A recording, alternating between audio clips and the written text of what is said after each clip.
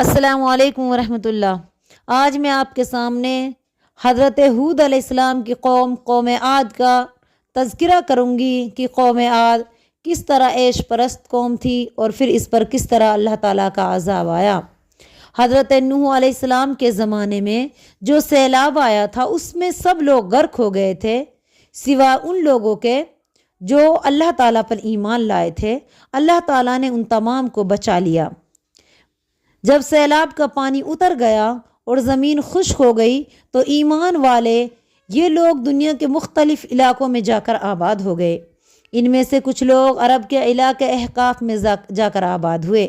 کہتے ہیں کہ یہ لوگ حضرت نوح علیہ السلام کے مسلمان بیٹے سام کی اولاد سے تھے۔ احقاف کا علاقہ ملک عرب کے جنوب میں حضرموت کے شمال مغرب میں واقع ہے۔ اس زمانے میں یہ علاقہ بڑا سرسبز اور شاداب تھا۔ اس علاقے میں آباد ہونے والوں کی اولاد میں اللہ تعالیٰ نے بڑی برکت دی اور جو وقت گزرتا گیا ان لوگوں کی تعداد بڑھتی گئی اور یہ ایک طاقتور قوم بن گئے۔ قرآن پاک میں اس قوم کو قوم عاد کا نام دیا گیا ہے۔ 400-500 سال کے اندر اس قوم نے اس قدر ترقی کر لی کہ اپنے وطن احقاف سے نکل کر ارد گرد کے ملکوں میں پھیل گئے اور وہاں کی کمزور قوموں پر چھا گئے، یہاں تک کہ ان کی حکومت عمان سے لے کر یمن تک پھیل گئی۔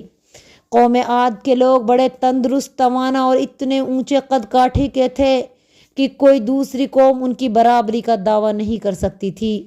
ان کی زمین بڑی زرخیز تھی جس میں جگہ جگہ چشمے ابلتے تھے، ان سے بے شمار ندیاں، نالے اور نہریں نکلتی تھی۔ بارش بھی ضرورت کے مطابق وقت پر ہو جاتی تھی۔ یہ لوگ کھیتی باڑی کا کام خوب جانتے تھے۔ اس طرح ہر طرف ہرے بھرے کھیت دکھائی دیتے تھے جن میں ہر قسم کے غلے اور سبزیوں کی خوب پیداوار ہوتی تھی۔ جگہ جگہ باغوں نے بھی ملک کو جنت کا نمونہ بنا رکھا تھا۔ ان باغوں میں قسم قسم کے پھلوں کے بے شمار درخت تھے۔ اس طرح قوم عاد کے لوگ بہت خوشحال ہو گئے۔ ان لوگوں کو شاندار اونچی اونچی عمارتیں اور بڑے بڑے محل بنانے کا بہت شوق تھا۔ ان کی بستیوں میں ہر طرف اونچی اونچی خوبصورت عمارتیں نظر آتی تھی۔ وہ ان میں ایسی شان و شوکت سے رہتے تھے جیسے ان کو کبھی مرنا ہی نہیں۔ ان کے تمام شہر، قصبے، گاؤں بڑے بارونق تھے۔ بازاروں میں دنیا کی ہر چیز مل جاتی تھی اور ان میں ہر وقت چہل پہل رہتی تھی۔ غرض اللہ تعالیٰ نے ان لوگوں کو دنیا ہی میں تمام نعمتیں دے رکھی تھی۔ مال، دولت، صحت، ہنر، طاقت، حکومت، زرخیز زمینیں، چشمے، باغ، کسی بھی چیز کی ان کے پاس کوئی کمی نہ تھی اور وہ بڑے عیش و آرام کی زندگی بسر کر رہے تھے۔ چاہیے تو یہ تھا کہ قوم عاد کے لوگ اللہ کا شکریہ ادا کرتے کہ اس نے ان کو اس قدر نعمت دے رکھی ہیں، لیکن ان پر نعمتوں کا الٹا اثر ہوا۔ وہ عیش و آرام میں پڑ کر اللہ تعالیٰ کو بالکل بھول گئے اور بتوں کی پوجا کرنے لگے۔ خود ہی بت بناتے، پھر ان کی عبادت کرتے، ان سے مرادیں مانگتے تھے۔ ان کو اپنی طاقت اور دولت پر بڑا گھمنڈ تھا۔ وہ کہا کرتے تھے بھلا ہم سے بھی بڑھ کر کوئی طاقتور ہو سکتا ہے۔ جب عاد کی قوم میں بگاڑ حد سے بڑھ گیا تو اللہ تعالیٰ نے اس قوم کو سیدھے راستے پر لانے کا کام اپنے نبی حضرت ہود کے سپرد کیا۔ حضرت ہود علیہ السلام اسی قوم میں پیدا ہوئے اور پلے بڑھے۔ ان کی پرہیزگاری، سچائی، دیانتداری کو سب جانتے اور مانتے تھے، لیکن جب ہود علیہ السلام نے ان کو اللہ کی طرف بلایا اور بتوں کو پوجنے سے منع کیا تو وہ ان کے دشمن بن گئے اور سخت بدتمیزی کی باتیں کرنے لگے۔ حضرت ہود علیہ السلام نے ان کی باتوں کی کچھ پرواہ نہ کی اور دن رات ان کو بڑی نرمی اور محبت کے ساتھ ہدایت کا راستہ دکھانے میں مشغول ہو گئے۔ انہوں نے اپنی قوم کو مختلف موقعوں پر جو نصیحتیں کی، قرآن پاک میں بہت سی صورتوں میں ان کا بیان ہوا ہے۔ وہ اس طرح ہیں کہ حضرت ہود علیہ السلام نے کہا، اے میری قوم کے لوگو، اللہ ہی کی عبادت کرو، اس کے سوا کوئی عبادت کے لائق نہیں۔ اے میری قوم، اللہ کی بندگی کرو، تمہارا کوئی اللہ کے سوائے نہیں، تم نے جھوٹ گھڑ رکھے ہیں۔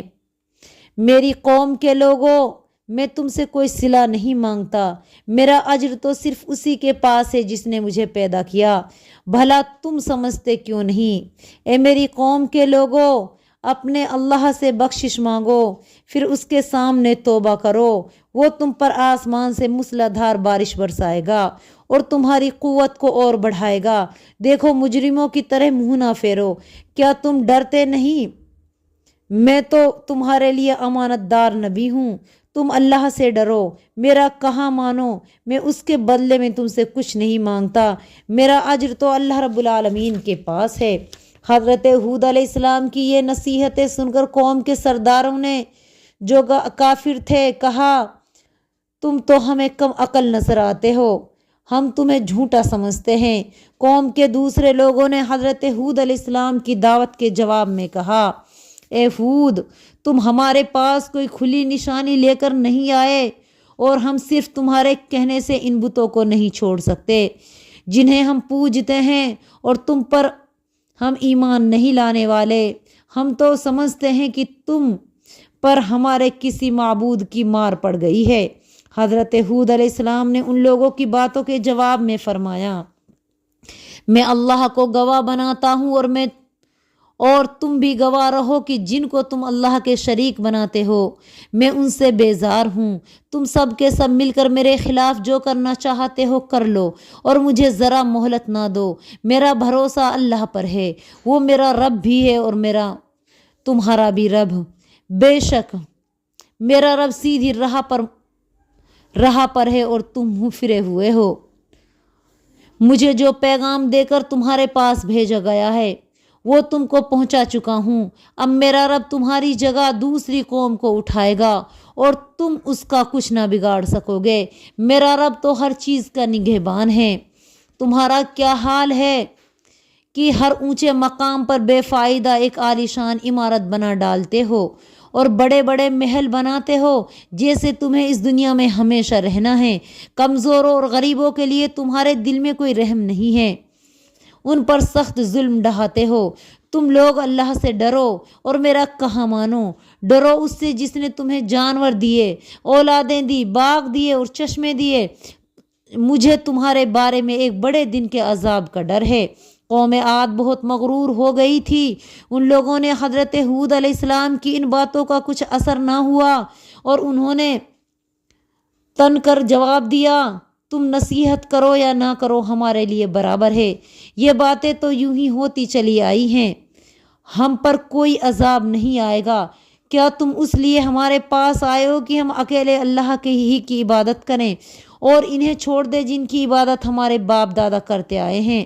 اگر تم سچے ہو تو لے آؤ عذاب جس سے تم ہمیں ڈراتے ہو۔ ان لوگوں کی بدتمیزی اور غرور کو دیکھ کر حضرت ہود علیہ السلام نے فرمایا، تمہارے رب کی طرف سے تم پر اس کا قہر اور عذاب نازل ہو کر رہے گا، تم بھی انتظار کرو اور میں بھی انتظار کرتا ہوں۔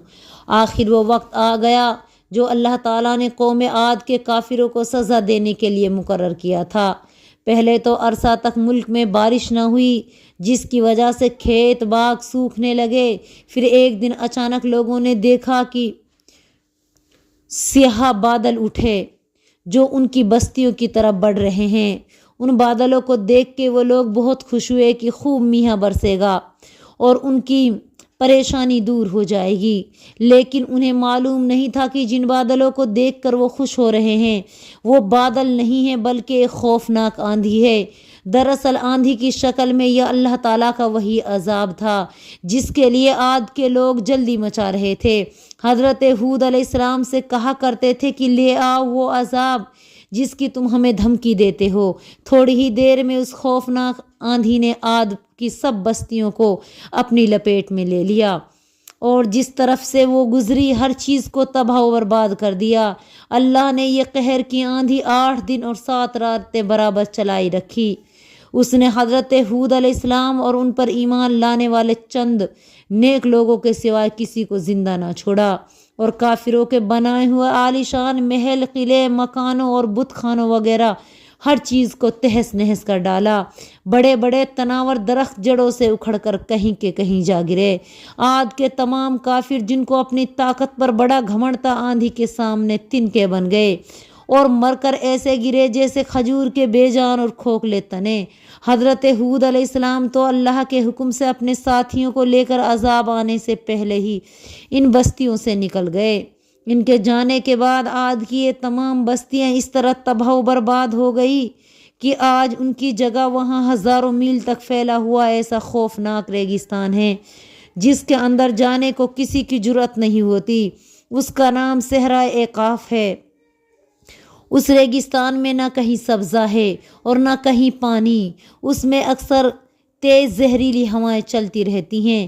بہت سی جگہوں پر ریت سرمے کی طرح باریک ہے۔ اس پر کسی انسان یا حیوان کا قدم پڑ جائے تو وہ اس باریک ریت میں غرق ہو جاتا ہے۔ اس کو دیکھ کر خیال تک نہیں گزرتا کہ کبھی یہ علاقہ اتنا سرسبز اور شاداب تھا کہ لوگ اس کو جنت کا نمونہ کہتے تھے، اور اس میں بسنے والے لوگ اتنے طاقتور اور خوشحال تھے کہ کوئی دوسری قوم ان کی برابری نہیں کر سکتی تھی۔ تو یہ ہے اللہ کا عذاب جو اللہ پاک نے قوم عاد پر بھیجا۔ 8 دن اور 7 رات ان پہ لگاتار ہوائیں آندھیاں چلتی رہی۔ یہ لوگ تہس نہس کر دیے گئے۔ تو اللہ کی لاٹھی میں آواز نہیں۔ اللہ کا عذاب کبھی بھی اور کہیں بھی آ سکتا ہے۔ ہمیں اللہ تعالیٰ سے ہر حال میں ڈرتے رہنا چاہیے اور ہمیشہ اللہ تعالیٰ کے حکم کے مطابق زندگی گزارنی چاہیے، کیونکہ ہمارے دنیا میں آنے کا اصل مقصد جو ہے وہ یہی ہے، وَمَا خَلَقْتُ الْجِنَّ وَالْإِنسَ إِلَّا لِيَعْبُدُونِ، کہ اللہ تعالیٰ نے انسان اور جنات کو اپنی عبادت ہی کے لیے پیدا کیا ہے۔ تو لوگوں آؤ اور اپنے رب کو راضی کرو اور اس کی عبادت میں لگ جاؤ۔ انشاءاللہ تعالیٰ دنیا آخرت دونوں جگہ ہمیں کامیابی ہوگی۔ آمین۔ السلام علیکم ورحمۃ اللہ وبرکاتہ۔